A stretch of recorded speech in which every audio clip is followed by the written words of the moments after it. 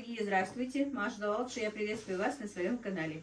Так, друзья, стала подключаться только тогда, когда поняла, что я, в принципе, успею приготовить свой заказ.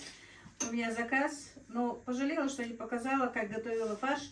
Ну, я надеюсь, у меня еще будут заказы, хотя не то, что надеюсь, у меня есть заказ, но он чуть-чуть попозже я его буду делать. Поэтому решила подключиться на последнем килограмме, можно сказать, моего заказа. Сегодня у меня 10 килограмм голубцов заказано и 6 килограмм сладкого риса, сладкого плова нашего, да, риса. Но сладкий плов я отдала своей дочери Танзиле, чтобы она его сделала. Просто мне сегодня не захотелось самой с ним возиться, хотя по времени я и успевала, наверное. Так, значит, у меня, как я сказала, уже 9 килограмм готово. Последний килограмм нужно собрать, но для этого даже еще 2 штучки с запасом, можно сказать. Но пришлось еще килограмм фарша приготовить. Так, вот сколько отходов с капустой. Это действительно, не знаю, почему даже не снимала, наверное, лень какая-то была. Иногда на меня находит.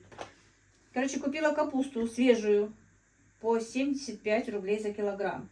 Ну, у меня один вилок остался от позавчерашнего заказа, я покажу.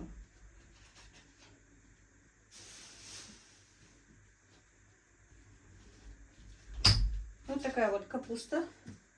Но это еще более молодая. Вчера, которую я купила, вот сегодня, что я делаю, она чуть-чуть была даже лучше, пожестче, как бы, да. Так, ну и вот, друзья, сейчас просто даже я захотела подключиться. Вот сколько осталось отходов от капусты, хоть и молодая капуста. Но, в принципе, для себя дома, наверное, можно будет сделать маленькие такие голубчики. Я в тот раз, я поставлю этот ролик тоже, позавчерашний кусочек я делала заказ. У меня были голубцы и манты. Я вот после этого ролика тоже его поставлю. Знаете, что это не сегодняшняя моя работа. Просто покажу вам свою работу. Я не знаю, я делюсь с вами. Или с той капусты, вот с того заказа, что у меня было. Так, у меня тогда ушло 2 вилка капусты ушло. И был тоже отход. Я из этих отходов просто потушила капусту, немножко добавила уксуса, морковку, болгарский перчик. Потушила капусту и сделала пирожки с этой капустой. Получились великолепные. Наверное, тоже из этой капусты тоже сделаю. Можно запеканку делать, как Танзила обычно делает из остатков. Но они все-таки слишком маленькие листочки. Но они не жесткие такие. Можно и заворачивать голубчики, но они будут очень маленькие. Хотя можно будет вот такие вот интересненькие голубчики завернуть. Ну, посмотрим, что я буду делать из отходов. По-любому пропасть мы им не дадим. Так, пока это оставлю. Как видите, еще у меня гора посуды. Не убирала сразу же. Интересно, где же мои очки? Вот. Ну, конечно, им надо обязательно, чтобы они упали. Так, минуточку. Ой, я вас пошепнула, да? Вот так вот. Покажу вам. Значит, так. И в основном я захотела подключиться к вам насчет моего ролика, который вы посмотрели. Где я была в гостях на ифтаре. Много, конечно, возникло вопросов под этим роликом. Ну, более нормально вопросы я отвечу, но были и многие, вы знаете, неадекватные комментарии. Ну, как неадекватные люди, которые не согласны со мной, наверное. Но я сейчас не буду это озвучивать. Дело каждого. Что и как. А вот на комментарии, которым людям интересно, мне даже в личку вчера очень многие спрашивали, интересно это все. На некоторые комментарии я отвечу. К сожалению, я не выписала. Я как-то не рассчитывала, наверное, сегодня отвечать на эти комментарии. Но раз вот у меня есть немножко времени, я вам отвечу. Потому что девчонки, мальчишки, не знаю, друзья, у меня очень мало времени. Я не успеваю. Потому что, сами знаете, и заказы, и огороды такая пора. Еще и Рамадан. Все-таки, когда ты голоден, не столько у тебя энергии, как когда ты сыт. Поэтому как-то так, друзья. Значит, ну, первый вопрос, в принципе, 3-4 вопроса даже было, что такое ифтар. Ну, ифтар это просто открытие поста, как бы, да, вот мы сегодня целый день постились, мы держали уразу, можно сказать, не постились, а ураза у нас. Заключается наша ураза в том, что до рассвета, короче, в темное время суток только нам можно есть. Есть можно все, в принципе. Но желательно на ифтар, вот именно на вечер, конечно, не забивать желудок. Есть что-то легкое, но это крайне редко получается. Все равно вечером хочется всего. Значит, мы утром на сухур едим. Кто что, конечно, я не знаю, кто что ест, но вообще я имею в виду, надо поесть до 4 часов, до утреннего намаза, хотя бы за 10-15 минут нужно прекратить кушать. И уже потом, вот именно ифтар, это когда мы едим после захода солнца. Вот тогда уже это ифтар, это прием пищи, это ужин, можно сказать. Это открытие поста. Вот это и есть, друзья, ифтар. Ифтар у нас начинается с финика, желательно. Поесть 1 финик, потом выпить водичку, потом пойти помолиться, сделать наши дуа, потом снова выпить воду, поесть финик, и только потом уже начинать есть. И есть понемножечку, конечно. Ну, кто как может. Вот, друзья, что такое ифтар. Так, дальше были вопросы, но я на них отвечала, конечно. Вообще-то даже вот какие-то идеи мне пришли после этих вопросов, но это уже, если будем живы, то уже на следующий год. Гостей много, как вы видели.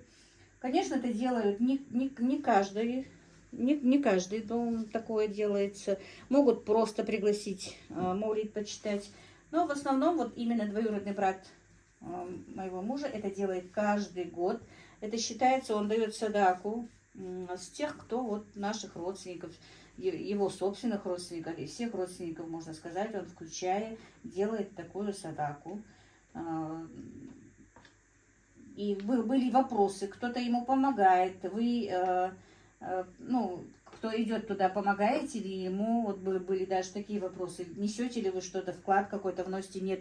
Единственный вклад, который мы его носим, это мы просто помогаем, ну, обслуживать, готовить, что мужчины, что женщины помогают ему в этом, чтобы приглашенные наши гости были довольны, были сыты, им было удобно.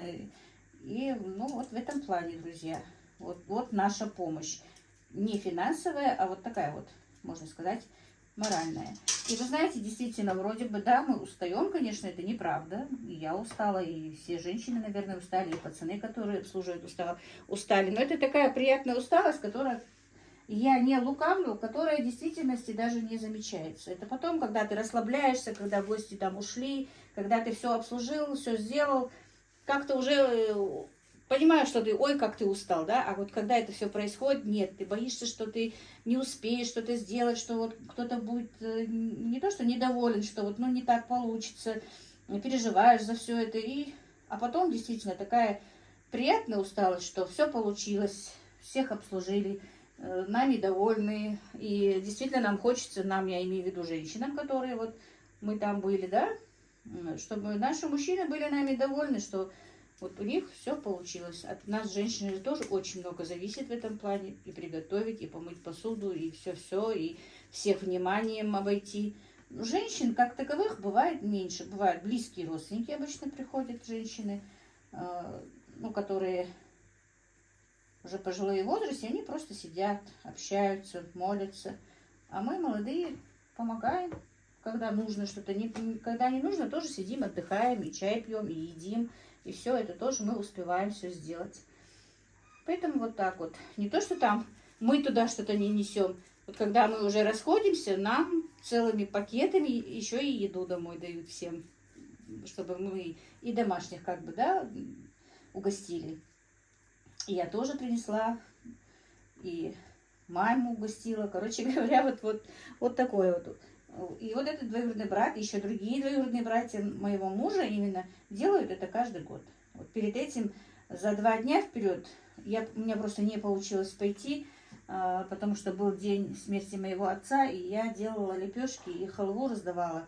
И поэтому у меня не получилось туда пойти, а мои мальчики там были у другого двоюродного брата. Он то же самое делал, также ифтар, также много гостей, также все это происходило. Как я сказала, мальчики туда уже поехали, тоже мне и оттуда привезли огромную сумку еды.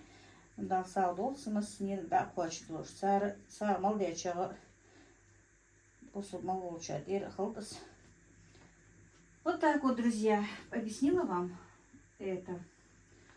И вы знаете, действительно, вот у двоюродного брата моего мужа вообще первоначально, как только строился этот дом, он был запланирован именно для вот таких вот приемов гостей, чтобы не то, что там месяц Рамадан, он и в любое время у них бывают тоже мюриды, делают тот же зикр. Ну, гостей иногда бывает меньше, иногда бывает больше. Короче, мы иногда, вот, ну, я имею в виду, ну, пусть будет он, иногда даже до 500 человек принимают гостей, понимаете? От 100 до 500 человек бывают гости. На похоронах даже, наверное, было больше 500. С этим объемом, конечно, нужно справиться. А так, вот нас, женщин, в тот день было не очень много, а вообще нас очень много родственников. Если вот такое что-то происходит, особенно если, не дай бог, похороны, то тогда, конечно, нас очень много бывает женщин. Мы меняемся, мы помогаем друг другу. Кто устает, тот отдыхает. И вот этот процесс вот как-то идет. И вы знаете, мы даже не задумываемся, что это трудно, что это вот не надо, что это нельзя.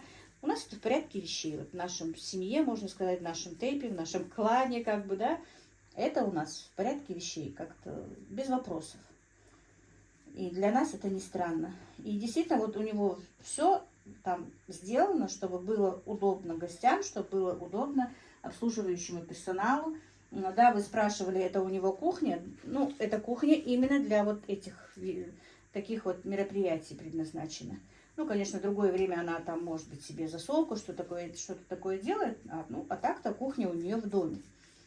А вот именно вот эта вот огромная кухня, там сзади несколько туалетов, все сделано именно для того, чтобы вот нашим муридам, нашим мужчинам было удобно, и нам, женщинам, тоже обслуживающим, короче, всем нам было удобно все это мероприятие провести.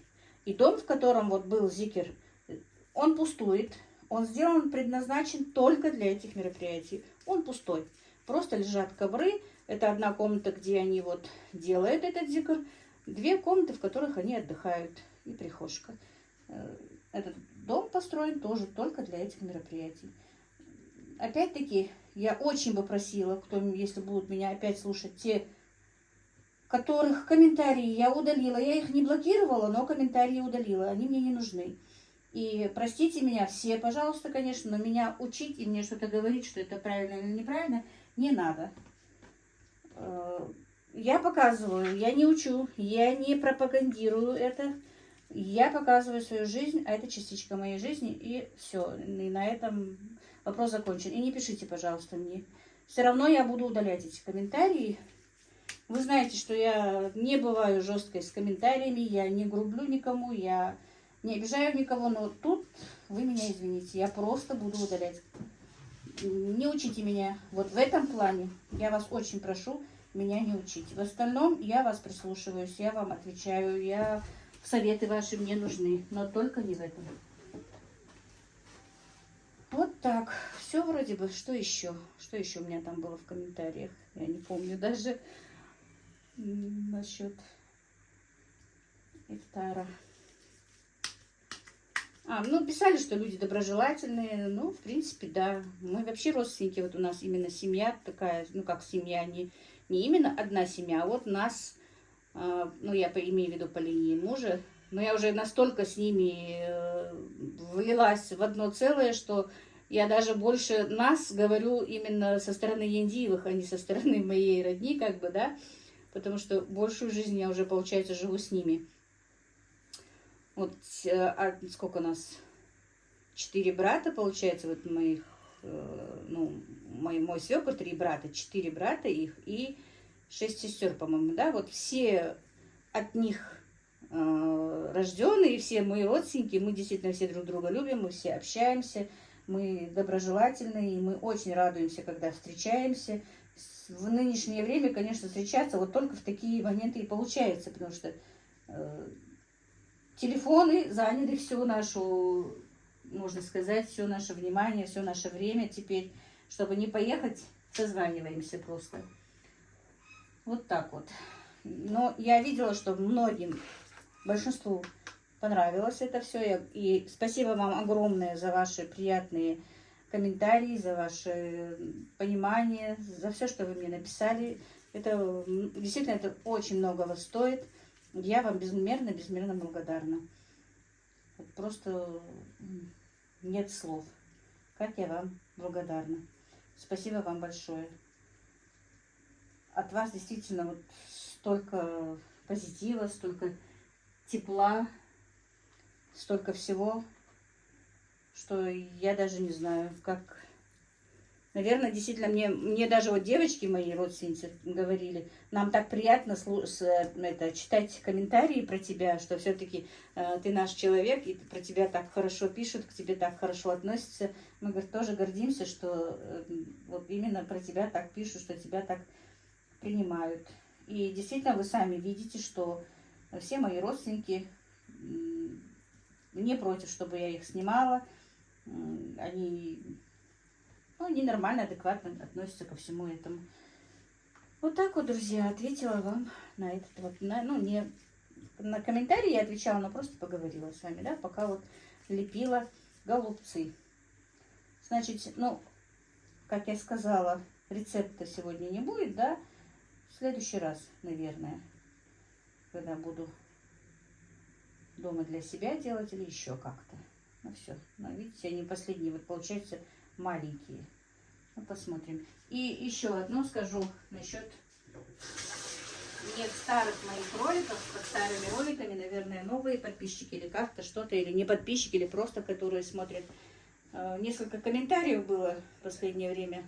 Они и тогда писались насчет перчаток, что если готовите на заказ, то нужно одевать перчатки. Вы знаете, я насчет этого много так смотрела, вроде бы и ролики, и все. Я согласна с вами, например, если это готовая продукция. Эту всю продукцию, эта вся продукция должна проходить, вернее, термическую обработку, и мои руки от того, что нет перчаток, наверное, ничего от этого не случится. Но не умею я в этих перчатках работать. И сами знаете, что... Одна мне написала, что если бы вы одевали перчатки, то у вас бы заказчиков было больше. Мне хватит моих заказчиков и так. В принципе, ни один мой заказчик не знает, в перчатках я готовлю это или без перчаток. Потому что если я захочу, я могу просто перед камерой одеть их. Я же буквально снимаю, наверное, ну, максимум минут 10 могу снять, да, как я это делаю. Выключить камеру, снять эти перчатки и делать, как я хочу, да. Зачем я буду вам врать кому-то или еще что-то? Я делаю так. Если они хотят заказывать, то они будут заказывать. И не знаю, без комментариев. Короче, эти перчатки уже, по-моему, всем надоели. Вот так вот, мои друзья, мои хорошие. Так, ну последний килограмм. Обычно в килограмм, получается, если они нормальные, вот не такие маленькие, то 8 штук в килограмм входит. Если чуть-чуть поменьше, то уже 9. Что вот последний килограмм. Заказ сделаю, потом начну пикировать свою рассаду.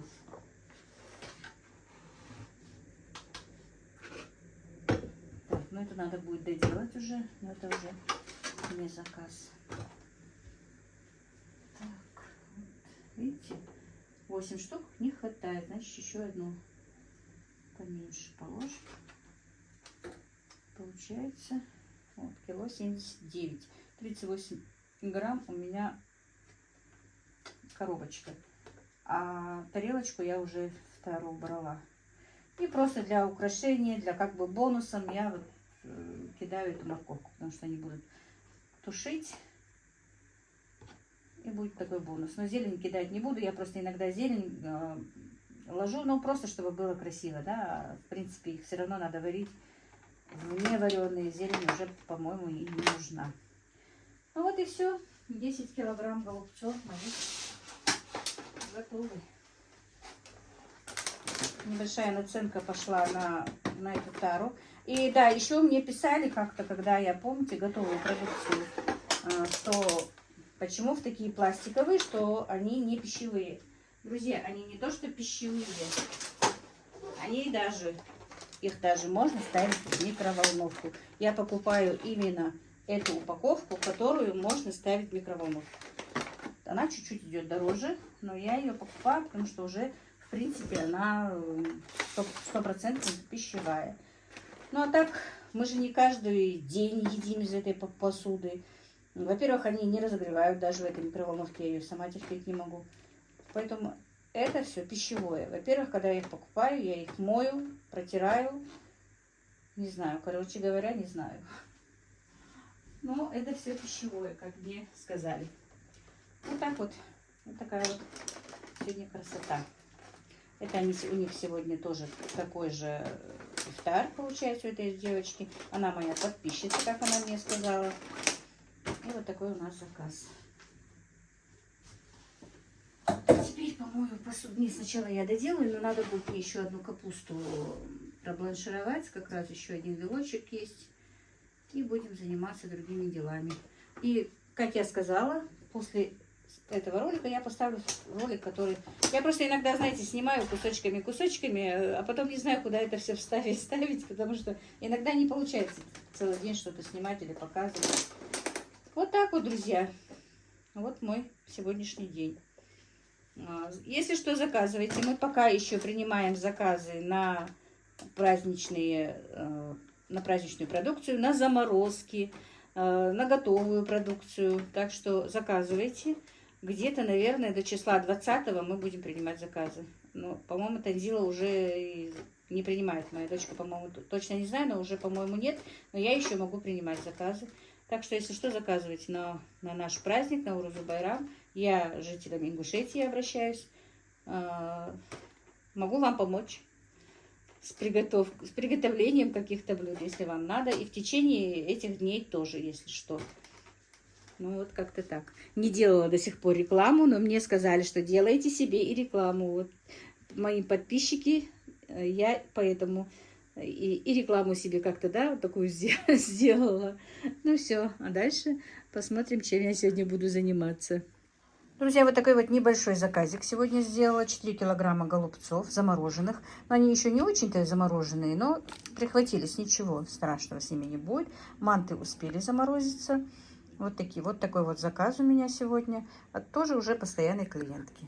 Друзья, сегодня у меня пикирование рассады, как вы видите, уже переросла жутко.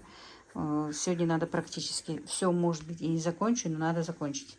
Ну, учить я не могу, не знаю, потому что я неопытный, можно сказать, огородник в этом плане по рассаде, потому что, ну, у меня нет нормального, ну, нет теплицы, нет парника, поэтому на окнах все-таки это не так хорошо, как надо, во-первых.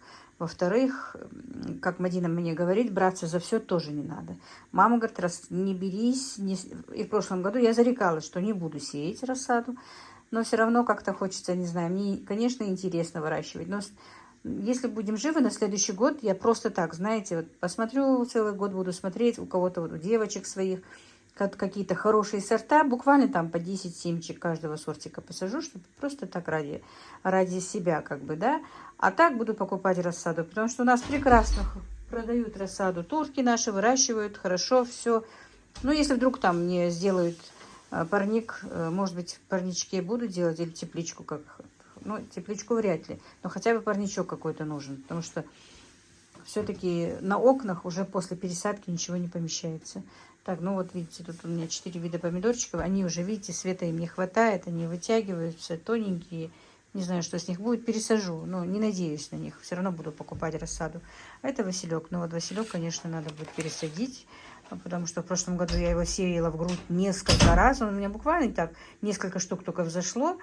Но вот тут в этой плошке он прямо вот хорошо взошел. Пересаживать обязательно перепикирую сегодня. Тут вот то, что раньше пикировала, повысохло, снова принесла их сюда. Ну, вот такой вот у меня сегодня объем работы. Поделилась с вами. Показывать не буду. Ну, что тут показывать, да? Просто вот насыпала землю, пролила, сделала углубление, посадила поглубже помидорчики и засыпала землей, как видите. Вот эти вот вообще вытянулись. Так вроде бы створики у некоторых не очень тоненькие. Ну, будь что будет. Сколько приживется, столько приживется. Но, как я сказала, больше вот так вот не буду. Ну, вот дальше. А что дальше будет у меня, вы увидите.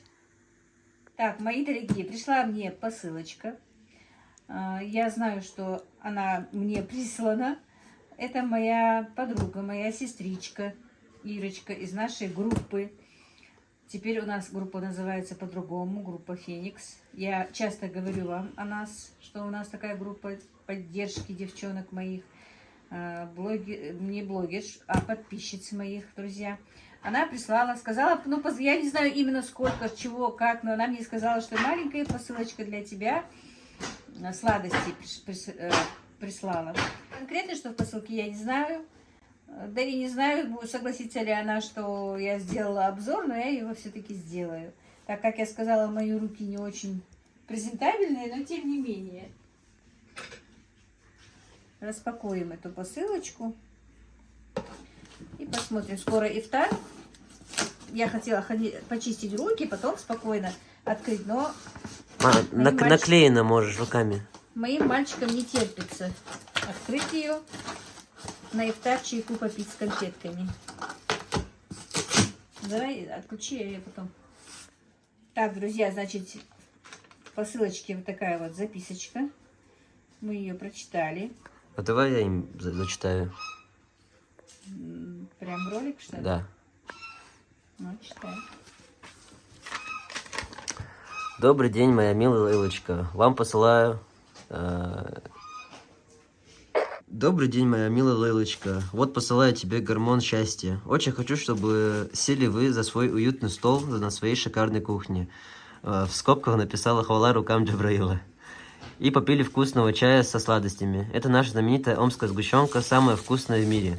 Лейлочка, ты знаешь, как я люблю тебя и твою семью. Ты стержень своей семьи, достойная и мудрая, мать замечательных детей. Пусть твои сыновья гордятся своей мамочкой и берегут тебя. Да пребудет милость Всевышнего и благодать в твоем доме и твоих детях. С предельным уважением, Ирина, Омск. Это лично. Это хорошо. И, друзья, ну вот, чтобы в моей посылочке, значит, письмо вам прочитали.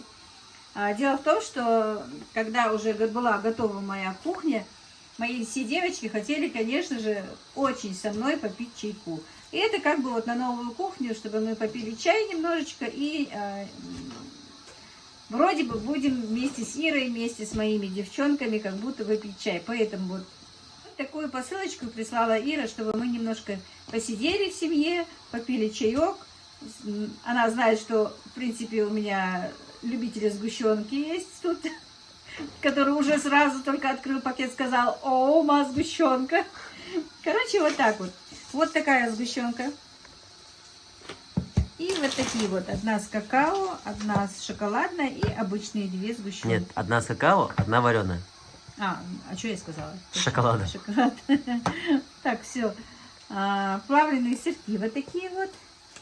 Тоже один шоколад. А это я не знаю с чем. Просто. Просто из свежайших сливок. Шоколадом я не люблю. Это сладкоежком. А это я съем. Пачка чая. Даже чай она нам прислала. Так, значит, даже чай прислала, чтобы мы чай заварили.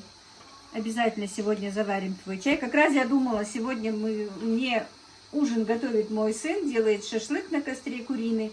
У него как-то по-своему в кефире маринует. Я чуть-чуть свободна. Думаю про себя. Думаю, что, что-нибудь, может быть, на десерт приготовить. Не буду ничего им готовить сейчас на десерт. Будут пить чай с конфетами и со сгущенным молоком. Так, здесь, значит, еще конфетки такие вот. Птичье молоко. Вот такие вот. Разного вида марсианки. Они, видимо, разные начинки у них. Неземное шоколадное удовольствие. Так, это точно кокосовая. И вот такую вот сибирскую клетчатку облепиха. Вот это вот действительно очень мне нужная штука. Спасибо большое. Потому что это действительно очень хорошая штука. Ее стоит употреблять всем. Так что, Ирочка, ты угодила нам всем. И магнитные вот такие вот закладки. Огромное-огромное тебе спасибо. Прям вот от души. Я знаю, что уже и все теперь знают, что ты меня любишь. Я вас тоже всех-всех люблю. Всех моих подписчиц. Потому что у меня самые-самые хорошие подписчицы. Огромное-огромное тебе спасибо, Ира. Мы сегодня действительно попьем чайку. Ну вот как-то так, друзья. Спасибо еще раз. А так мы поговорим с ней в личке. Друзья, у меня сегодня день посылок, как бы, да, получается. Только мы распаковали посылку, звонит Танзила. Причем вот при распаковке несколько раз нам пришлось останавливать, потому что то она звонит, то таксист звонит. Прислала мне маринованную капусту. Танзила моя дочь, если кто не знает.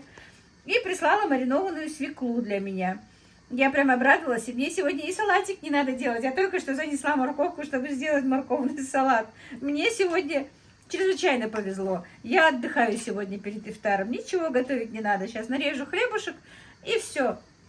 Значит так, если что, кто из Ингушетии, она на заказ маринует капусту. Также на заказ маринует и свеклу. Если что, заказывайте. Страничку Инстаграма Танзилы я оставлю в описании обязательно. Меня многие спрашивают. В Ютубе у нее канала нет. Есть только страничка в Инстаграме.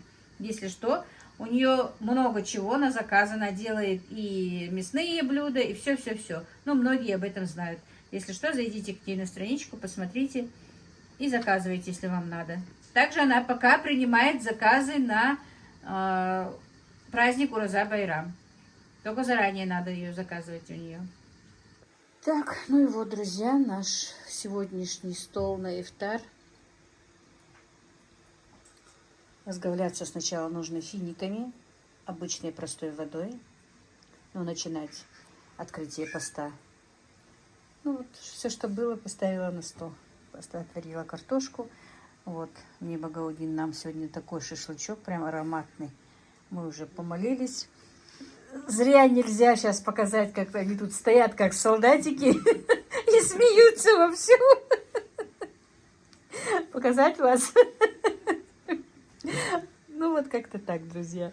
К сожалению, не могу всех троих показать. Как-нибудь их надо будет снять. Как они ждут, пока я сниму стол.